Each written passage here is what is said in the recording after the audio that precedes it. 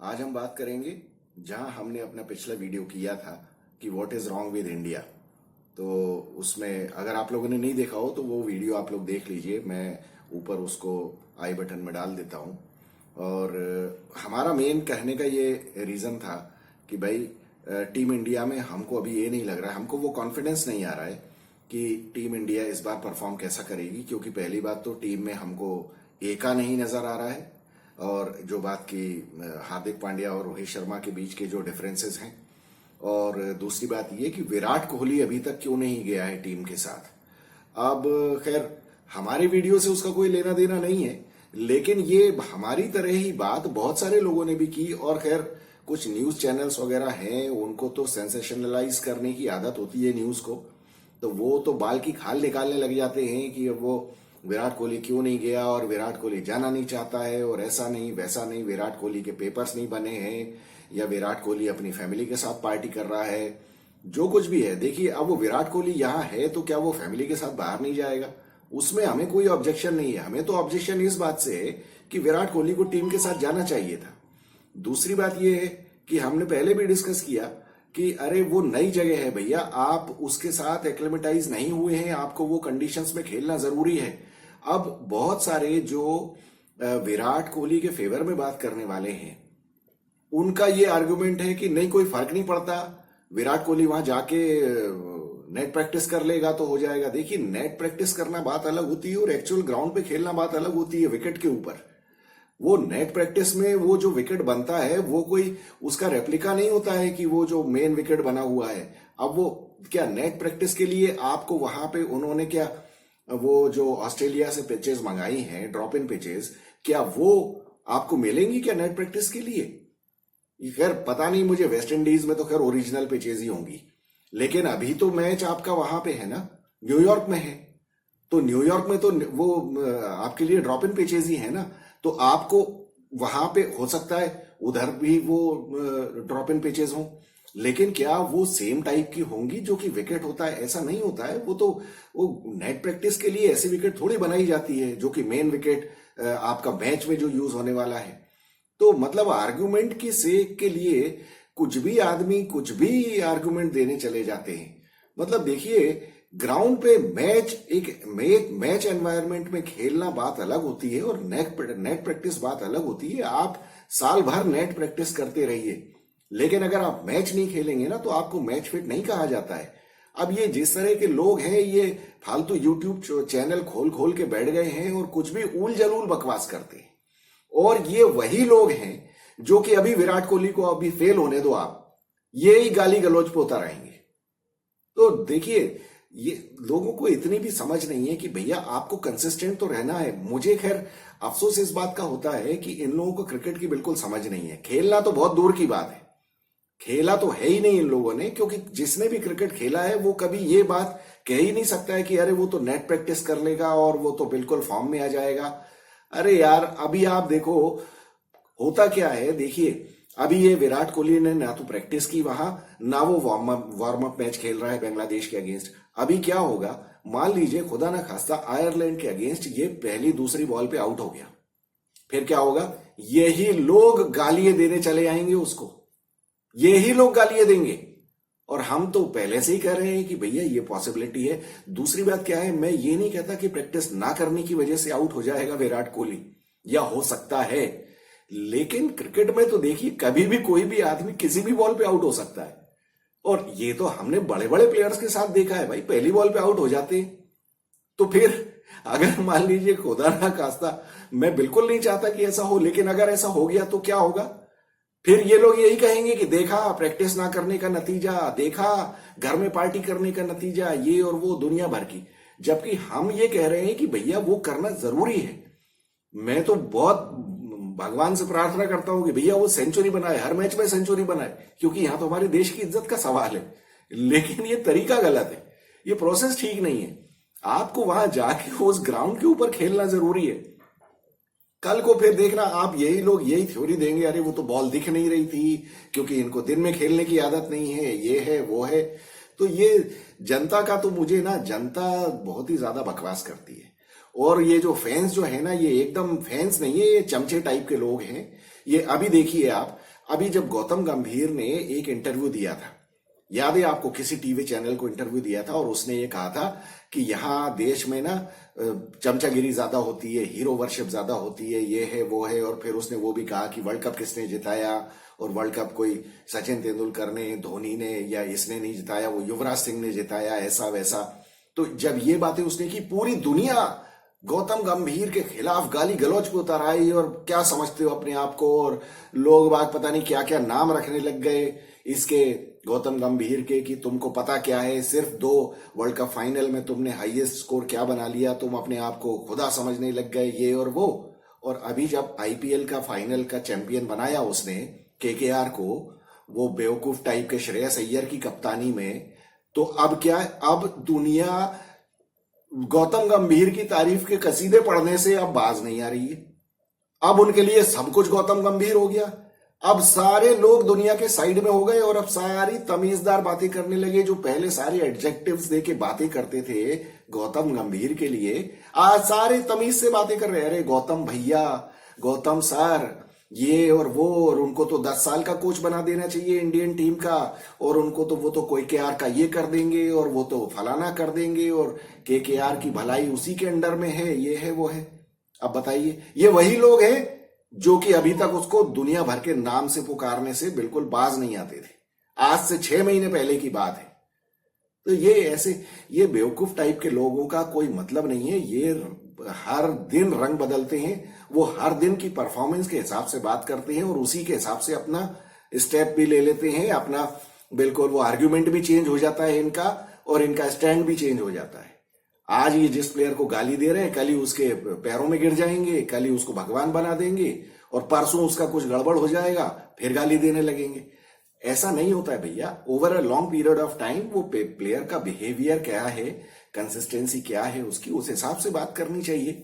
इतनी समझ लोगों में है ही नहीं। मुझे समझ में नहीं आता कि किस तरह के लोग हैं। और ये तो फ्री का जो सोशल मीडिया है, इस पे हर कोई चला आता है कुछ भी बकवास करने, हर कुछ ब्रेकिंग न्यूज देने। मेरा तो बहुत ही ज्यादा मूड खराब होता है। अब मैं चूंकि ये वीडियोस बनाता हूं, इसलिए कुछ तो भी वीडियोस मेरी फीड में भी आ जाते हैं। ज्यादातर में लिखा रहता है ब्रेकिंग न्यूज, ये अभी विराट कोहली ने अपना पैंट बदल लिया है, उसने टी शर्ट चेंज कर ली है, उसने बाल काट दिए, उसने यहाँ की मांग निकाल ली, इस तरह की फालतू की ब्रेकिंग न्यूज। क्या बताए यार, भगवान इनको थोड़ी सद्बुद्धि दे यार, और ऊपर से चमचों को थोड़ी अकल दे कि यार बेवकूफी के आर्ग्यूमेंट करने का कोई मतलब नहीं है। अभी हम विराट कोहली के लिए हमने एक वीडियो बनाया कि भैया विराट कोहली की ये फालतू तुम वाह वाह करते रहते हो, ये मैं चाहता हूं कि भैया आईसीसी टूर्नामेंट कोई जिताए, उसमें परफॉर्म करे। तो बेवकूफ टाइप के जो चमचे हैं, उनमें से एक बोलता है कि अरे तुम भूल गए, वो मेलबर्न में उसको जिताया, हराया था पाकिस्तान को। अरे यार, मैं कह रहा हूं कि आईसीसी के नॉकआउट मैचेस की बात कर रहा हूं मैं, और तुम लगे हो लीग मैच की बात करने। मैंने उसको अच्छा खासा लंबा आंसर दिया कि भैया वो बात नहीं है, तुम जरा अपना आर्ग्यूमेंट ठीक करो, मैं क्या बोल रहा हूं और तुम क्या जवाब दे रहे हो। तो उस पर लिखता है अभी देखना 9 जून को। अरे बेवकूफ टाइप के आर्ग्यूमेंट का कोई मतलब ही नहीं है यार। मैं कह रहा हूं कि नॉकआउट मैच, तुम फिर भी 9 जून की बात कर रहे हो जो कि लीग मैच है। अब इस तरह के चमचे टाइप के फैन होंगे तो विराट कोहली का 7वें आसमान पे दिमाग जाना तो बिल्कुल जायज है ना, वो तो जाएगा ही, क्योंकि उसकी तो वाह वाह हो रही है। उधर वो आरसीबी वालों ने ट्विटर पे अपना एक पोस्ट किया जिसमें उन्होंने अरे अचीवमेंट लिख दी है अपने आरसीबी फैमिली के अचीवमेंट्स, और उसमें क्या है, सबसे बड़ा अचीवमेंट है WPL वुमेन्स प्रीमियर लीग की ट्रॉफी, और उसके साथ 2-4 जो मैन ऑफ द मैच इन लोगों को मिले हैं उसकी ट्रॉफीज के वो फोटो लगे हुए हैं। अब इन आरसीबी वालों को कोई समझाए यार, तुम लोगों को ये करते हुए शर्म नहीं आती। दूसरी बात, तुम लोगों को इतनी अकल नहीं है कि ये नहीं लगाना चाहिए। भैया तुम किनके सामने लगा रहे हो यार, किनके सामने लगा रहे हो। मतलब वहां पे टीम बैठी हुई है जिन्होंने 5-5, 7-7 ट्रॉफीज जीती हुई हैं, ना केवल आईपीएल बल्कि चैंपियंस ट्रॉफी दुनिया भर की, और उनके मैन ऑफ द मैच वगैरह के, पर्पल कैप के, तो मतलब कोई लिमिट ही नहीं है, इतने उनको अवार्ड्स मिले हैं। और उसमें तुम लगा रहे हो अपने अचीवमेंट, जिसमें 5-6 मैन ऑफ द मैच की ट्रॉफीज हैं और एक WPL की है।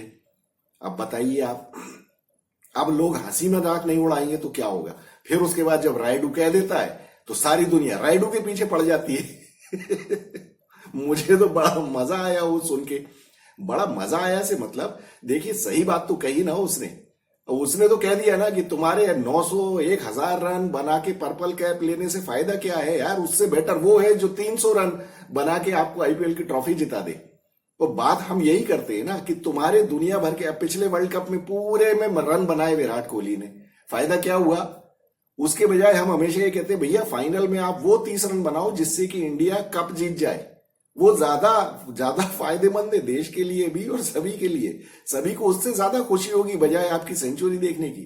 तो ये अब वो चमचे जो हैं वो तो विराट कोहली चाहे 3 रन बनाए तो बोलेंगे कि अरे 97 रन से सेंचुरी चूक गई यार, और 70 बना देगा तो कहेंगे यार 30 रन रह गए, और फिर कहेंगे कि 86 सेंचुरी बच गई। तो इनका तो काम ही चमचागिरी करना है, तो ऐसे लोगों के साथ सरफोड़ी करने का कोई मतलब नहीं है। समझदार लोगों के साथ बात करो, वो ज्यादा अकलमंदी है। खैर, अभी हम लोग बात करते हैं ये जो वर्ल्ड कप के जो ग्रुप्स है ना, आज मेरी नजर पड़ी इसमें, तो देखिए ग्रुप ए जो है वो है उसमें है कनाडा, इंडिया, आयरलैंड, पाकिस्तान और यूएसए। अब देखिए इस ग्रुप की अगर हम एनालिसिस करें तो मैं तो देखिए पहले वीडियो में भी मैंने ये कहा था और मैं हमेशा ये कहता हूं कि T20 जो है ना वो लॉटरी है। T20 में लॉटरी से मेरा मतलब ये है कि ऑन अ गिवन डे कोई भी टीम किसी भी टीम को हरा सकती है। तो इसके बारे में देखिए सौरव प्रकाश ने क्वेश्चन पूछा कि ये तो आपका कहना सही है कि T20 में कोई भी टीम किसी भी टीम को हरा सकती है, लेकिन doesn't this devalue the whole concept of this format? इसका मतलब ये है कि ऐसा तो नहीं कि ये पूरे जो T20 का जो फॉर्मेट है इसकी वैल्यू कम होती है या इसमें इंटरेस्ट कम होता है। तो मेरा कहना ये है सौरव की रादर ऑन द कॉन्ट्रेरी ये तो वैल्यू बढ़ती है इससे तो एप्रिसिएशन होता है। क्योंकि देखिए हम कोई भी इवेंट, कोई भी मूवी, कोई भी स्टोरी या कोई भी क्रिकेट मैच या कोई भी फुटबॉल मैच, किसी भी स्पोर्ट का मैच हम क्यों देखना पसंद करते हैं? क्योंकि उसमें एक्साइटमेंट होता है, जिसको रोमांच बोलते हैं ना हिंदी में। तो वो एक्साइटमेंट जब तक नहीं होगा और वो जो अनसर्टेनिटी वाली फीलिंग होती है या जो फीलिंग ऑफ सरप्राइज्ड होने की जो फीलिंग होती है कि आगे क्या होगा, हमको रिजल्ट नहीं मालूम है, 1 सेकंड में कुछ बदल सकता है, आखिरी सेकंड में गोल हो सकता है या आखिरी बॉल के ऊपर विकेट जा सकता है। तो जब तक वो सरप्राइज नहीं होगा ना तब तक मैचेस बोरिंग होते रहेंगे। तो T20 में ब्यूटी इसीलिए है क्योंकि यहां हालांकि ये थोड़ी सी स्ट्रांग टीमों के लिए ये चीज अगेंस्ट जाती है, लेकिन यही इस फॉर्मेट को ना इंटरेस्टिंग बनाता है कि कभी भी कोई भी टीम किसी को भी हरा सकती है।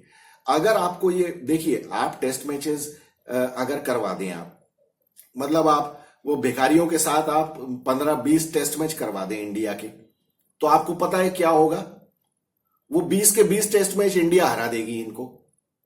चलो अगर बहुत खराब किस्मत हो गई इंडिया की तो चलो एक आध हार जाए उसमें से, लेकिन यही होने वाला है ना। तो अब बताइए आप, लेकिन 20 T20 के मैचेस होंगे, उसमें क्या होगा? कभी भी कोई भी भिखारी वो उछल पड़ेगा, किसी एक मैच में चल जाएगा, किसी में इंडिया की बैटिंग खराब हो जाएगी, कभी कुछ हो जाएगा, उस चक्कर में 20 में से हो सकता है 3-4 मैच हार जाए। तो वो वहां पे फिर इंटरेस्ट बढ़ जाता है। तो इसीलिए मैं ये कहूंगा कि ये डिवैल्यू नहीं हो रहा है, बल्कि this kind of a phenomena makes this format a bit more interesting and challenging and exciting to watch for the audience.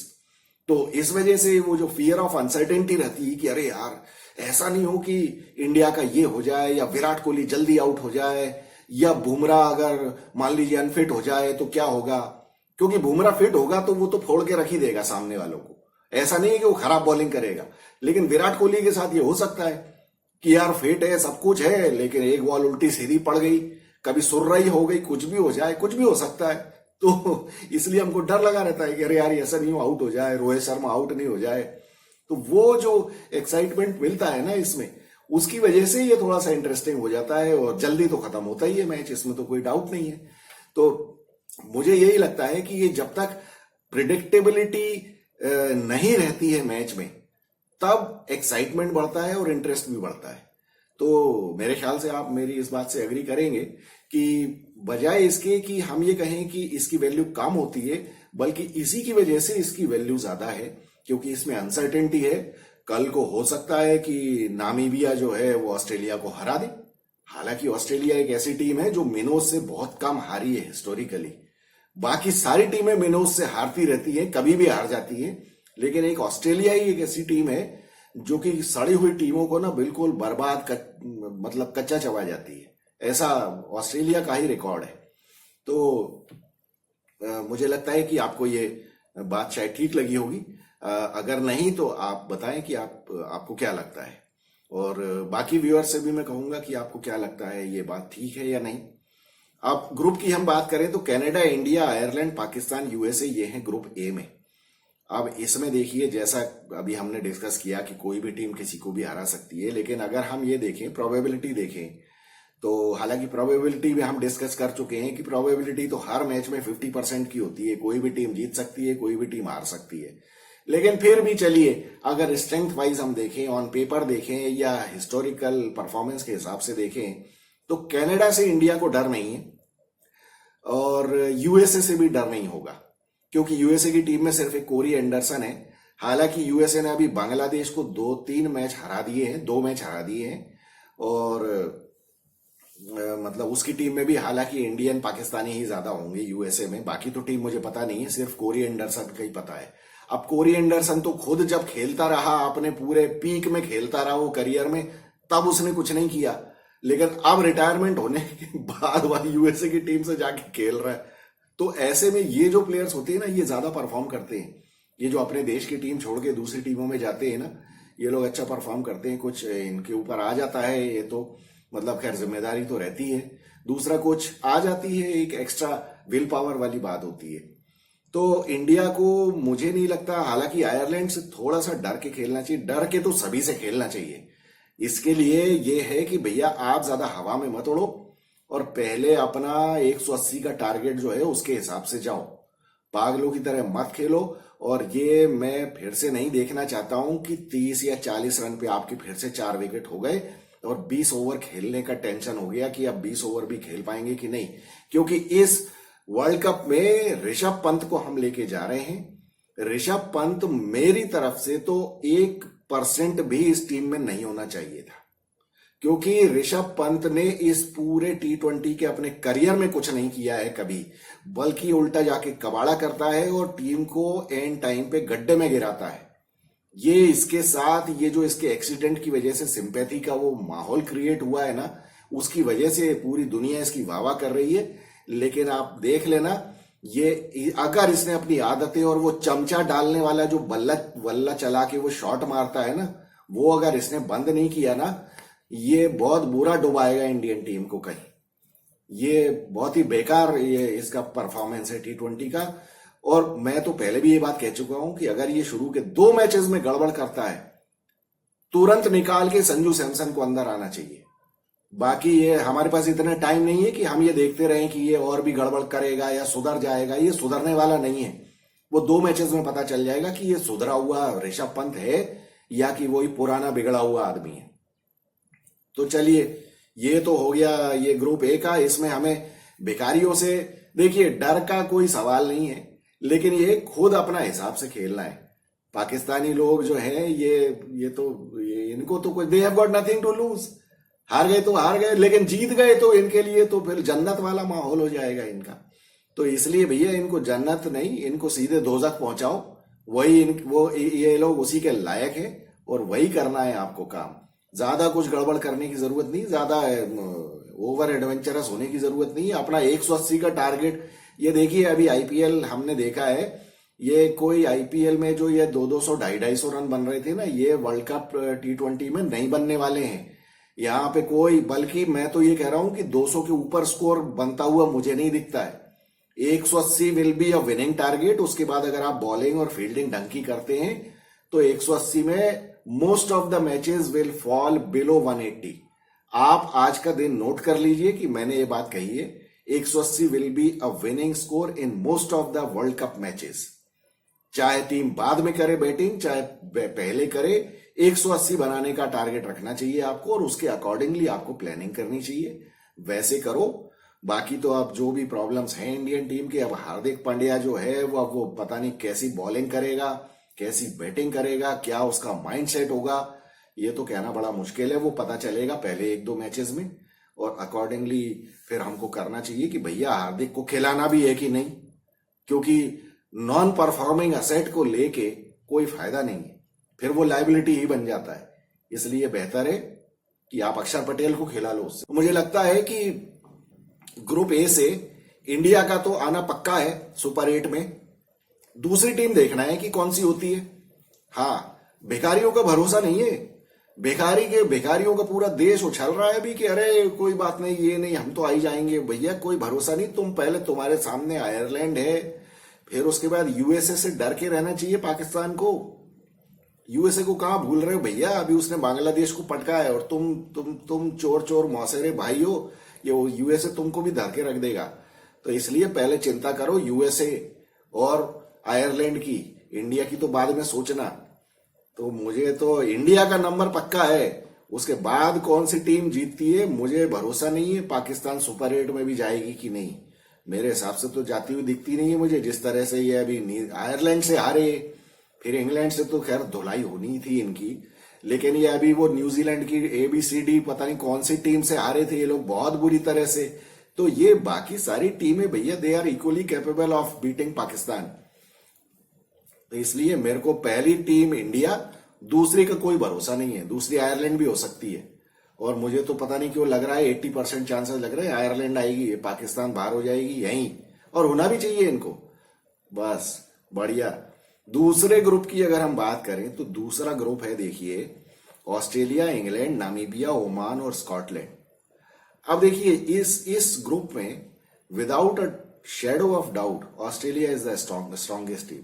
वो इंग्लैंड को आप रहने दो, वर्ल्ड चैंपियन व जो भी है, लेकिन क्या होता है वर्ल्ड टूर्नामेंट्स में ऑस्ट्रेलिया बिल्कुल दूसरे रंग में खेलती है। और फिर क्या है, इंग्लैंड अभी कोई बहुत अच्छा खेल ही नहीं है। अभी जो लास्ट वर्ल्ड कप ये लोग खेले थे बहुत बेकार खेले। और फिर उसके बाद क्या है कि इंग्लैंड और ऑस्ट्रेलिया में मुझे लगता है ऑस्ट्रेलिया नंबर 1, इंग्लैंड नंबर 2, फिर नामीबिया, ओमान और स्कॉटलैंड।